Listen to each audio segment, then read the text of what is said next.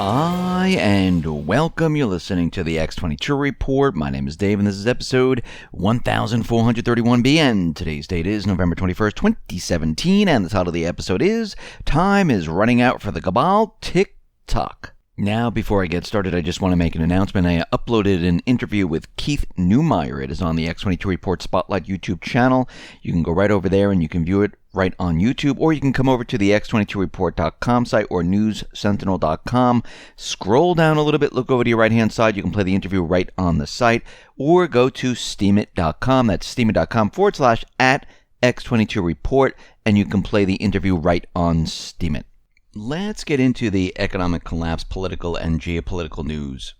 Now, the Cabal, they are in trouble, and we can see it from all different angles right now. Judicial Watch right now announced that it filed a Freedom of Information Act lawsuit against the U.S. Department of State for all records about the Podesta group and the European Center for Modern Ukraine, which have both been connected to the recent special counsel indictment of Paul Manafort.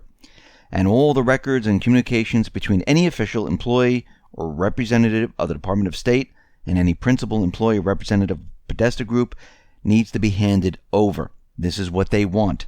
And they're using the Freedom of Information Act to get this. Now, the Freedom of Information Act request covers the time frame of January 1st, 2012 to the present time. And they want to go over all these records. So we can see now the Cabal, they're being pushed into a corner, not just with what is going on here with the Podesta Group, with the new investigation going on about what happened with the Uranium One deal and everything else. We see that more and more people are being called out for sexual harassment. And this is just the beginning. And it started out in Hollywood, it came to D.C., and I believe that this is going to spread. We're going to hear a lot more truth bombs come out, and people are going to be very, very shocked. We see that the FCC unveils plan to roll back net neutrality rules, and I know a lot of people think that when Obama came out and said, listen, we need net neutrality, we need to keep everything on the up and up, and everyone has to have an equal right. This is not what they were doing. They were planning on regulating everything, where the FCC was going to control everything. And this is really what they wanted. They wanted control over the internet. Now, this is something where they never had control over, and they wanted control over. Think about what's happening right now. Who wanted net neutrality? Google, Facebook, Twitter.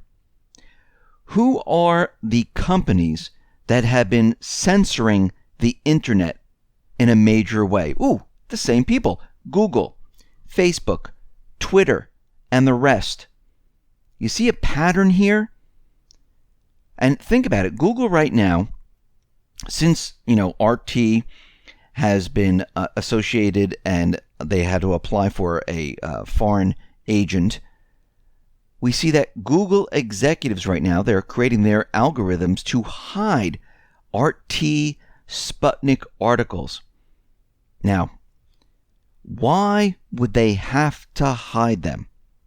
If this is open and free, and it's just a search engine where it goes out and gives you the best results that it could find, why are they hiding certain news stories? The reason why they are hiding this, because they don't want you to read or understand what is going on outside of the U.S. corporate media. They don't want you to get another viewpoint. They don't want you to read and make decisions, because the search engines should only give you the best results. It shouldn't make decisions on what you can see and what you can't see. Once Facebook, Twitter, Google, Yahoo, and the rest, once they start making decisions on what we're going to present you, like you can see this, but you can't see that. You can see this, but you can't see this. And it becomes one-sided. That's called censorship. That means they're controlling what they want everyone to see, what the message, what the narrative is going to be. And this is not freedom of speech. This is not freedom of press. This is control. And this is what they've been trying to do for a very long time. Now, again, the fact checkers didn't work. The fake news thing didn't work. And the only thing they have left right now is to start censoring. Now, of course, Google the head of Google, Eric Schmidt, he said, listen, we're not about censorship. We're not going to remove these. We're just going to bury them so you never see them. It's pretty much the same thing. And of course, they came out that they're very strongly not in favor of censorship. Then if that is true, then you would let the people make a decision. Let people read both sides. Let people do a little research. Let people think and say, you know something? What the U.S. is saying is not true, or what Russia's not saying is not true. But let the people decide.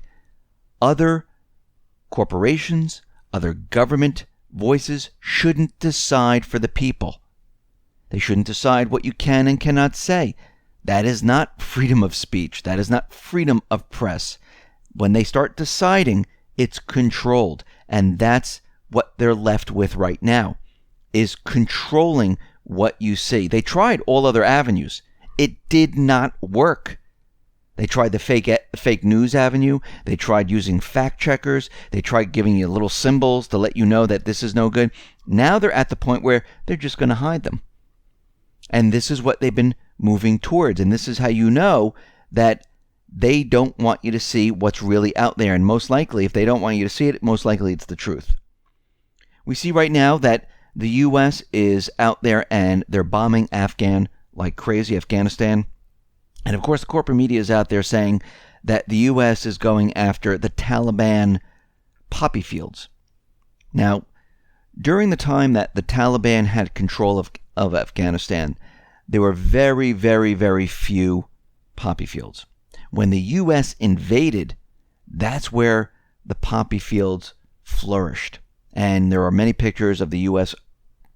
Soldiers guarding, and of course this is part of the Cabal, they were guarding, the intelligence agencies, they were guarding the poppy fields because they use this to manufacture opium, heroin.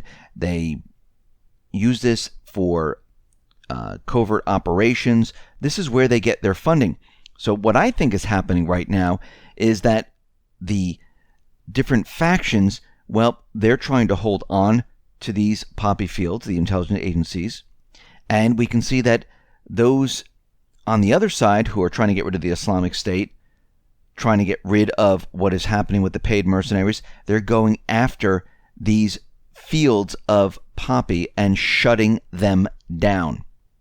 Because what we're seeing right now is that the Cabal, they are losing their power everywhere you look. And all the bombing in Sudan and what we see in Afghanistan, I don't think this is part of what we've been seeing all along. I think things are changing now. I know a lot of people don't agree and people think that the same thing's happening. If that was true, the Islamic State would still be expanding in Syria. They would be expanding in Iraq, and Russia and Syria wouldn't be asking the U.S. to leave the area. And that's what we're seeing, and we'll get into that in a little bit. We see Russia, they have begun deliveries of their advanced T-90 battle tanks to Iraq, and the T-90 is a third-generation Russian battle tank built on the time-proven Soviet T-72 design. It is among the best-selling tanks in the world.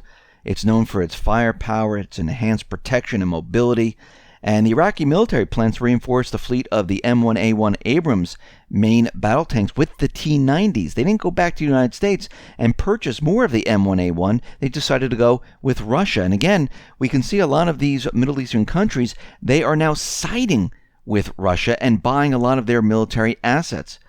We see the Syrian government troops control nearly 98% of the country's territory, and the terrorist remaining pockets of resistance, it is shrinking right now. So right now, we see that the Russian General Staff saying that the active phase of Syrian military operation is nearing the end right now.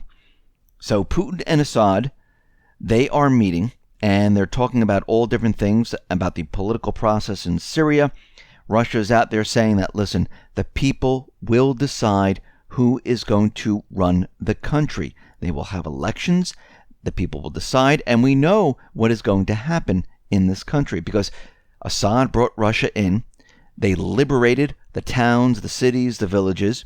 They forced the paid mercenaries out of there, where these paid mercenaries were torturing people, and it was a nightmare, and people fled the country. Millions of people fled the country. They're all coming back now. They're all coming home. This is where they really wanted to be. The Cabal came in and forced everyone out, just like they did in Libya, Lebanon, and Iraq, and many of the other countries. This is why we had a refugee crisis.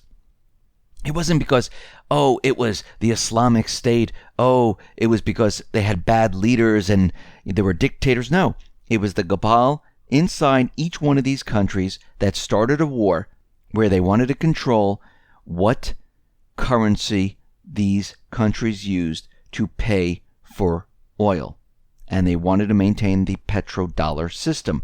This is why we invaded, not we, but the Cabal invaded all of these countries and had regime change and put in leaders where they thought they were going to be able to control these individuals. And once they lost control, they go back in and have regime change once again. This is how they work. So we see right now the clock is ticking down. Syria and Russia, they are talking. They've already had a phone call, and I should say Putin had a phone call with Trump already. They spoke on the phone for about an hour today. They covered topics including Syria, Ukraine, Iran, North Korea, Afghanistan, and I do believe at this point, Trump and Putin and Xi Jinping, they are working together, and they are basically working to remove the terrorist groups in all these areas, removing the Cabal. And this is exactly what is happening. Now, am I saying that everything's going to be rosy and perfect after this? No, because we still have a problem. It's called the central bankers. They are still there. They're still running the show. The Cabal was just a certain faction inside of the United States that work with the central bankers, but we still have the same problem. But we can see that we're on the right path. Will it be perfect? Maybe, maybe not. We don't know as of yet. But we can see that certain things are happening right now. Changes are in the wind. We see right now that they are pushing, and I'm talking about the Cabal, they're trying to get anything they possibly can off the ground to create this war, because they need to cover up everything. Because if they don't, everything is going to come out. The central banking system is going to fail. It's going to implode.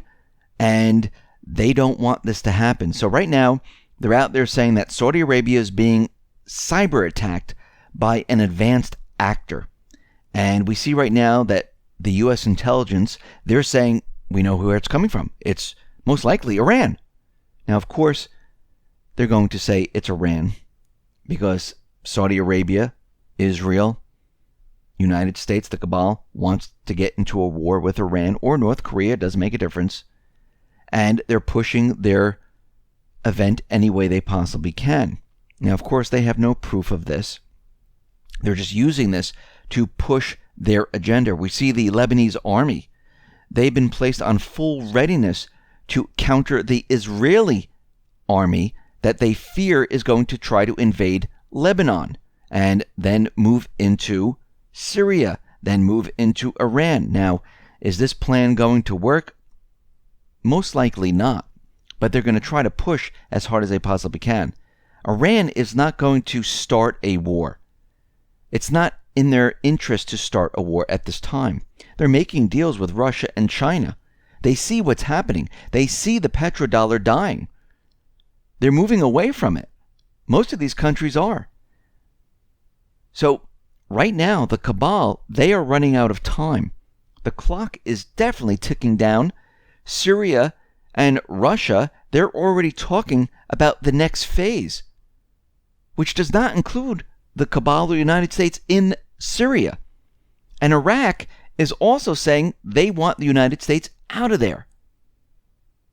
And we can see that most of these Middle Eastern countries, they're going to ask for Russia's help to get rid of the paid mercenaries. And once this starts to happen, which I see happening, it's game over. So what does the Cabal have left? The only thing they have left is some type of an event with North Korea, an event with the Middle Eastern countries of Lebanon, maybe Iran, to try to get something started, or to have some type of cyber attack or physical events in Europe or in the United States. We know during this holiday season, there are travel warnings in Europe. We know the FBI has been having drills in amusement parks in King's Dominion. And we can see that something is definitely being planned. And they only have weeks until they lose this window. And I think the next event might be right around the corner to try to push us into this war. Because if they don't push us into this war and the economy comes down, everyone's going to blame the central banks because they've been managing the economy, telling us how great it is. And if it fails, everyone's going to blame them. And this is something they definitely don't want, because it's going to hit every single central bank, and every single central bank is going to say, hey, it's not our fault. But the people are going to say, yeah, it is. You were controlling everything. You put us all into debt. The debt was unsustainable. The economies were fake, phony, and false, because now we can see it. Because once everything crashes, all of a sudden you can see how bad it really is. And once this happens, the central banks will no longer exist. So they don't want this to happen. They have a lot of power still, and they're going to push some type of distraction. And this is the biggest worry at this point. This is why you need to be ready and prepared for what is coming. Listen, everyone, thanks a lot for listening. Be well, be safe, and especially be prepared. Thanks a lot.